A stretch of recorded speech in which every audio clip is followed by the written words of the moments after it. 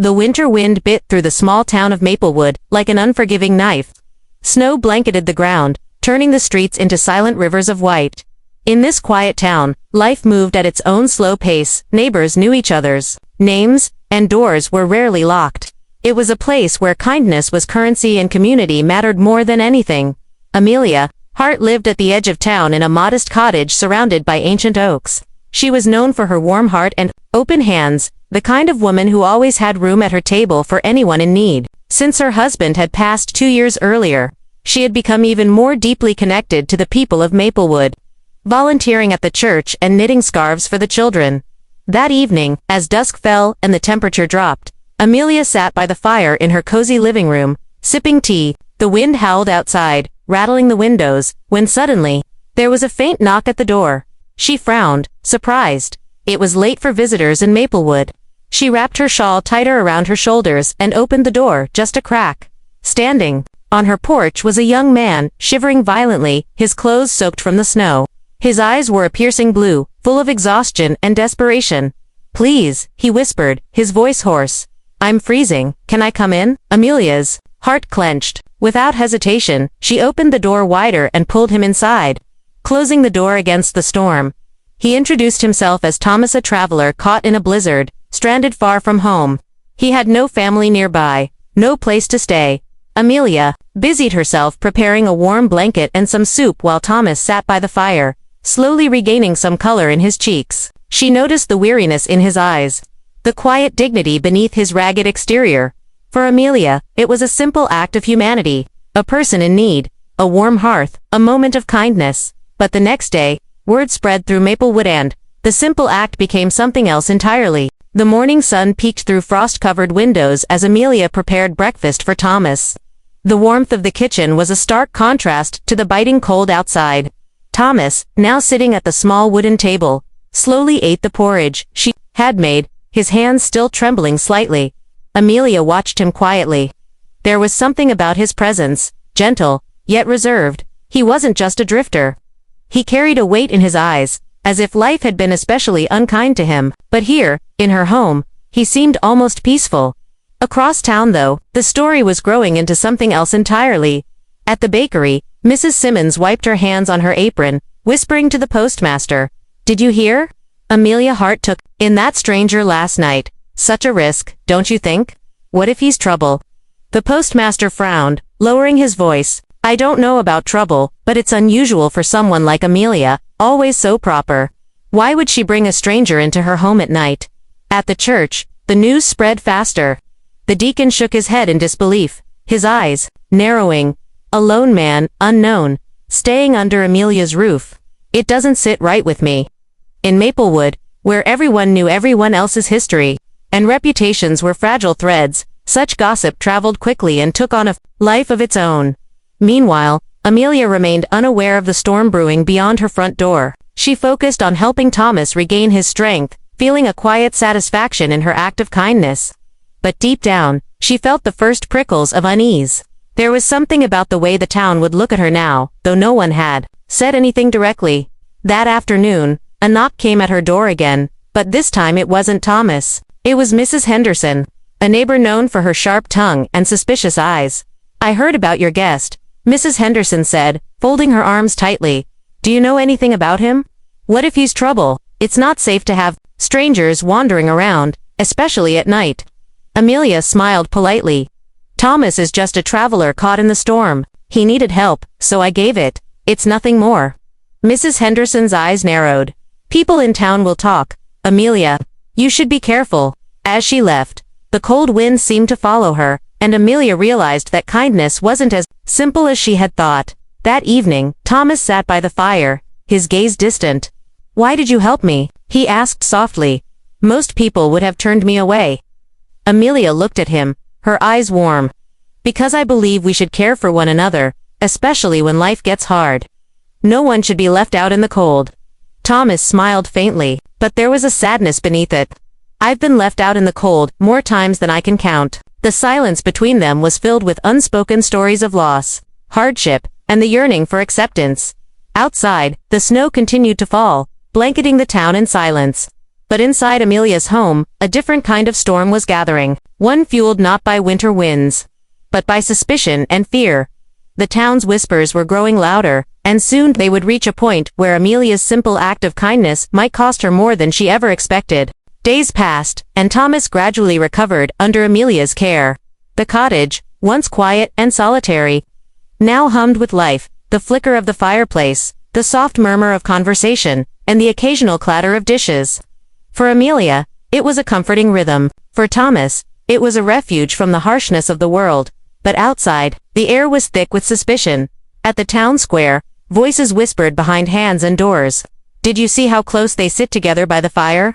Something's not right. I heard he stayed overnight, but no one knows his real story. Amelia's too kind." Maybe too kind. The worst part wasn't the gossip itself, it was how it shifted the way people looked at Amelia. Her usual warm greetings were met with tight smiles or averted eyes. Invitations to community gatherings stopped arriving. The market stall, she once ran with ease, now felt like an arena of judgment. One afternoon, Amelia stood by the window, watching the town children play in the snow, their laughter muffled by the cold air. A pang of loneliness hit her. She had always believed kindness would be met with gratitude, not suspicion. Her closest friend, Clara, approached cautiously. "Amelia, I'm sorry. People are talking. You know how small this town is." Amelia nodded slowly. "I know. I didn't expect it to be easy, but I won't turn him away." Clara sighed, brushing snow from her coat. "Just be careful. You don't want to lose everything." Meanwhile, Thomas sensed the growing tension to IDBAing as they sat near the fire. He broke the silence. "Why are they so afraid of me?" Amelia looked at him thoughtfully. "Fear often comes from the unknown. People see you as a stranger, and sometimes, fear turns to suspicion." Thomas frowned. "I don't want to cause trouble." "You're not causing trouble," Amelia assured him. "But standing by you might cost me." He reached out, placing a hand over hers. "You're brave." Their quiet connection was a fragile thing, but a beacon amid the growing storm. Then, the inevitable happened. One morning, as Amelia opened her door to fetch the mail, she found a note pinned to her gate. The handwriting was jagged and hurried. "Be careful who you trust. Not all strangers bring kindness." Her heart sank. The town's distrust had turned into a warning, or worse, a threat. Later that day, at the town hall, the mayor gathered, a small group of concerned citizens. Voices rose in heated debate. "We can't ignore what's happening," said one woman. "Amelia's inviting danger into our community. Who knows what his intentions are?" Another added. The mayor nodded gravely. "We'll need to keep an eye on this situation." Back at the cottage, Amelia read the note again, her hands trembling. But as she looked at Thomas, who was quietly repairing an old chair, she felt a renewed determination. Kindness wasn't weakness. She would protect this man who had no one else, even if the town turned against her. The note on the gate had unsettled Amelia more than she expected. Its sharp warning echoed in her mind as she went about her day, but she refused to let fear dictate her actions. Thomas was more than a stranger, he was a man who needed help, and she was determined to give it. That evening, the snow continued to fall in thick blankets, muffling the world outside. Amelia sat with Thomas by the fire, the glow casting long shadows on the walls.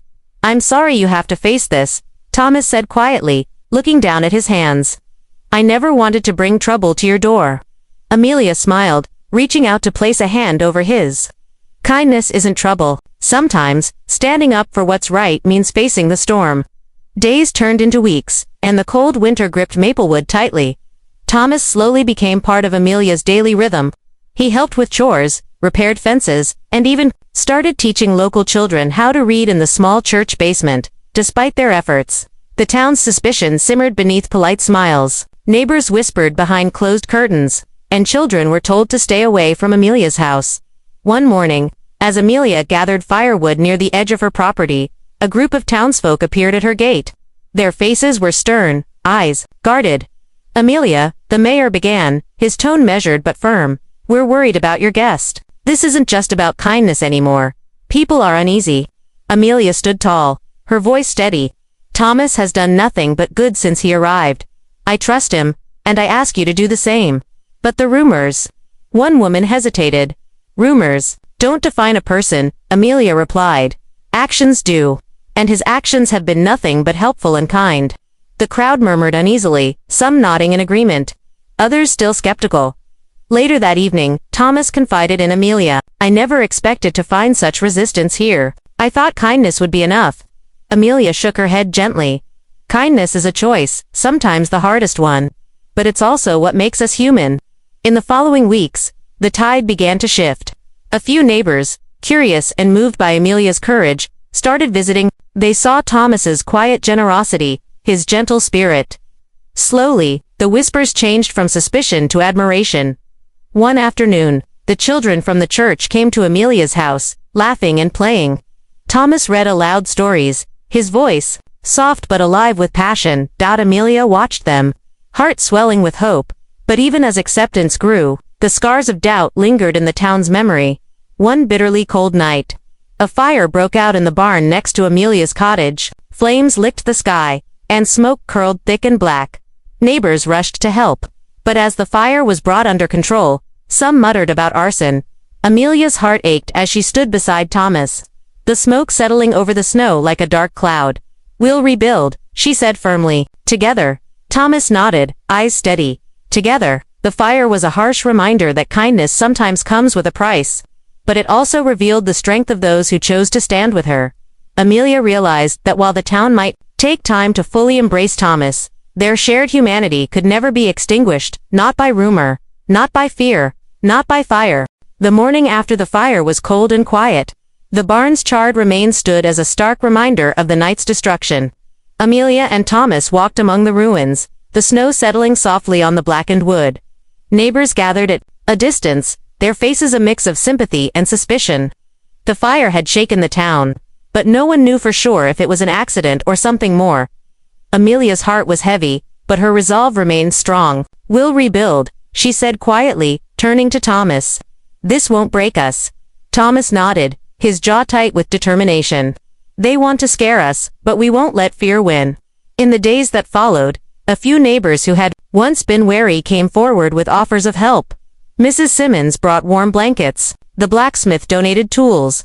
Even the mayor stopped by with supplies. Slowly, walls that had been raised between Amelia and the town began to crumble. At the town's weekly gathering, Amelia spoke publicly for the first time since Thomas's arrival. Standing before the crowd, she shared her belief in kindness, in second chances, and in the power of community. Her voice was clear and unwavering. "We are stronger when we come together, when we open our hearts instead of closing them." The room was quiet at first, then applause rippled through the crowd. It wasn't unanimous, but it was enough to shift the momentum. Thomas, too, began to find his place in Maplewood. He helped repair homes damaged by the winter storms and worked alongside farmers in the fields. Yet, despite the growing acceptance, some barriers remained. One afternoon, Amelia found a note slipped under her door. This one was different, calmer, almost pleading. "Not everyone will forgive so easily. Be careful where your kindness leads." She tucked the note away, feeling the weight of every whispered judgment and every uncertain glance. But Amelia was learning that kindness was not about winning everyone's approval. It was about doing what was right, even when it was hard. One chilly evening, Thomas joined her on the porch. "Why do you keep fighting for a town that doesn't fully accept me?" Amelia smiled softly. "Because kindness isn't a favor I'm doing for you, it's who I am. And because I believe people can change." Thomas looked out over the snow-covered fields. "I want to believe that, too." Their shared hope became a quiet promise, that together, they could build something better, not just for themselves, but for all of Maplewood. And slowly, the town began to open its arms. Spring began to creep into Maplewood, melting away the harshness of winter, and bringing new life to the town. The air was filled with the scent of thawing earth and budding trees, and the snowdrifts that had once blanketed the streets were now patches of muddy ground and fresh green shoots. For Amelia and Thomas, spring felt like a fresh start, a chance to heal not just the land, but the wounds left behind by suspicion and fear. The barn had been rebuilt, stronger and more beautiful than before, standing as a symbol of resilience. The whole town had pitched in, and it was clear that many were starting to see Thomas not as an outsider, but as one of their own. Amelia's garden bloomed with daffodils and crocuses, their bright colors a sharp contrast to the gray skies of just weeks before. She spent mornings planting seeds, often with Thomas by her side.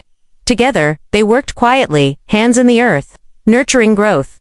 One afternoon, Amelia received a visitor she hadn't expected, the mayor himself. Standing nervously at her doorstep, "Amelia," he began, "I wanted to apologize for the way things started.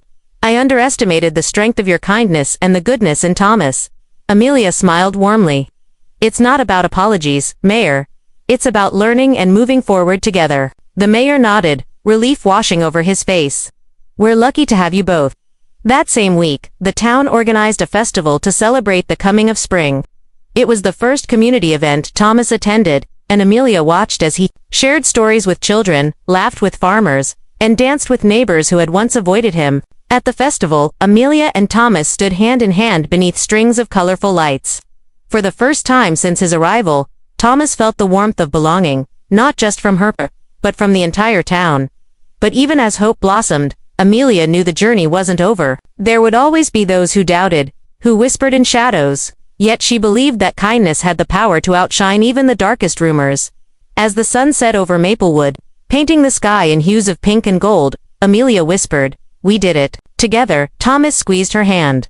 Together. In that moment, surrounded by friends and neighbors, the town's scars seemed to fade, replaced by the promise of a future built on trust, courage, and compassion. Summer had finally arrived in Maplewood, bringing with it long, golden days and a gentle warmth that melted away the last traces of the harsh winter. The town was alive with vibrant colors, flowers in full bloom, children playing in the fields, and neighbors chatting freely on front porches. For Amelia, the past months had felt like a journey through a storm, and now, finally, there was calm. Her home, once the center of whispered rumors and cold stares, was now a beacon of community and friendship. The garden overflowed with vegetables and herbs, gifts from neighbors and friends who had come to trust her kindness.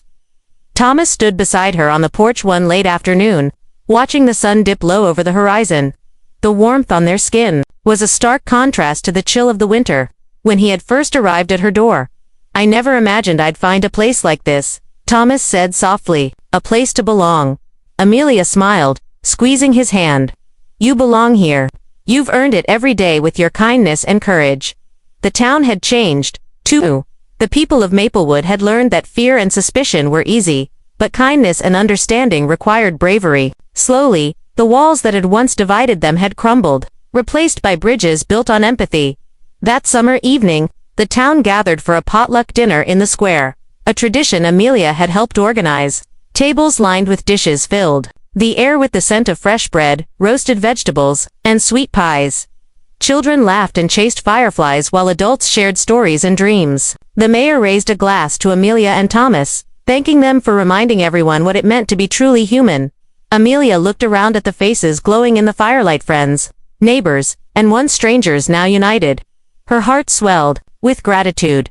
But more than that, she felt hope. Hope that kindness could heal wounds, change hearts, and build a future where no one had to face the cold alone. Later, as the crowd began to disperse, Thomas and Amelia walked home beneath a sky full of stars. "I'm grateful you opened your door to me," Thomas said. "You didn't just keep me warm, you gave me a family." Amelia paused, her eyes shining in the moonlight. "And you reminded me why kindness is worth every risk." They stepped inside, the fire crackling warmly, a symbol of everything they had endured and overcome. Outside, Maplewood slept peacefully, wrapped in the gentle warmth of community, a warmth born from one woman's simple act of kindness, and the courage to stand by it against the cold winds of doubt.